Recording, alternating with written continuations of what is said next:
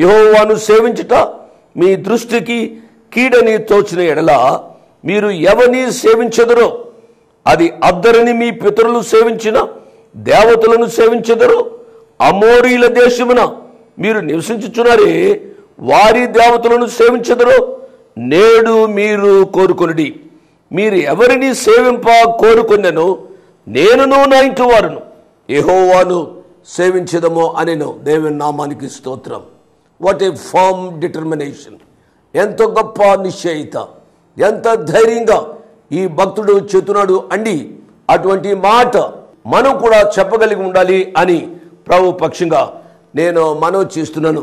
వివాహము అన్ని విషయాలలో ఘనమైనది.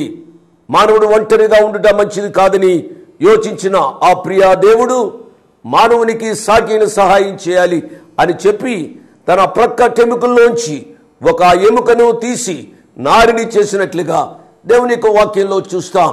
ఎప్పుడైతే మానవుడు ఆ కుటుంబ వ్యవస్థలోనికి వచ్చాడో తన యొక్క జీవితంలో దేవుని యొక్క వాక్యంలో రాయబడిన మాట ఏమిటనగా తన తల్లిని తండ్రిని విడిచి తన భార్యను హత్తుకొనును అని దేవుని యొక్క వాక్యంలో మనం చూస్తాం.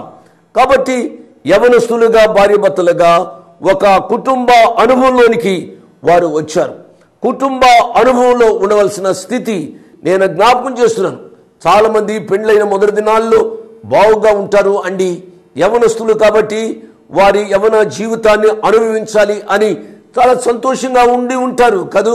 కొంతమంది పెళ్లికి ముందుగా ప్రేమించుకుంటారు అండి. వారి వివాహానికి కావడానికి ముందుగా ఎంతో ప్రేమగా ఉంటారు అండి.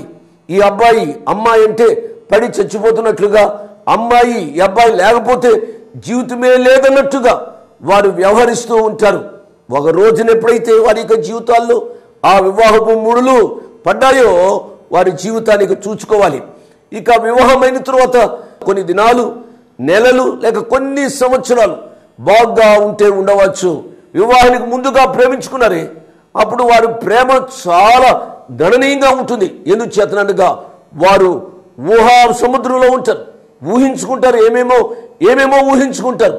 తద్వారా వారి యొక్క శరీరాలు ఇంకా ఒక అనుభవంలోనికి రాలేదు కాబట్టి వారి ప్రేమలు ఆ రీతిగా ఉంటాయి. ఎప్పుడైతే వారి యొక్క జీవితంలో ఏకమైన అనుభవంలో వారికి వచ్చారో వారికి జీవితాలు చెప్పవలసిన పని లేదు, ఆ రీతిగా ఉంటాయి. నా ప్రియ తమ్ముడు, నా ప్రియ చెల్లి, నీకు పెండ్లైందా? నీకు పెండ్లి కాకపోతే ప్రార్థించమని ప్రభు పేరిట నేను మనవి చేస్తున్నా. ఓ యవనస్తుడా, నీకు పెండ్లి కాలేదు కదూ. నేను అడిగే ప్రశ్న, నీవు మారు మనసు పొందావా? నీవు మారు మనసు పొందకపోతే నీ భవిష్యత్ జీవితము దుర్భరంగా ఉంటుంది అనే విషయాన్ని నేను జ్ఞాపకం చేస్తున్నాను. ఎలా చెప్తారు? మారు మనసు అంటే తెలియని వారు, క్రైస్తవేతరులు సంతోషంగా జీవించడం లేదా అని మీరు అడగవచ్చు. నేను కాదనటంలే, కానీ దేవుని యొక్క వాక్యంలో కొన్ని షరతులు ఉన్నాయి.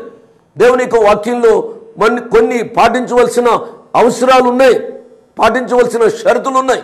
అవి పాటిస్తే ఇంకా చక్కగా ఉంటుంది అనే విషయాన్ని నేను జ్ఞాపకం చేస్తున్నాను. చాలా కుటుంబాలలో కనబడని అగ్ని పర్వతాలు పగులుతూ ఉంటాయి కదూ.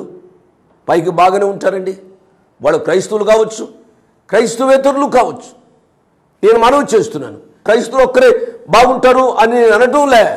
క్రైస్తవేతరుల యొక్క జీవితంలో కూడా యవనస్తులైన బిడ్డలు ఆలోచించాలి, ముఖ్యంగా ఆడబిడ్డలు ఆలోచించాలని ప్రభు పేరిట నేను మనవి చేస్తున్నాను.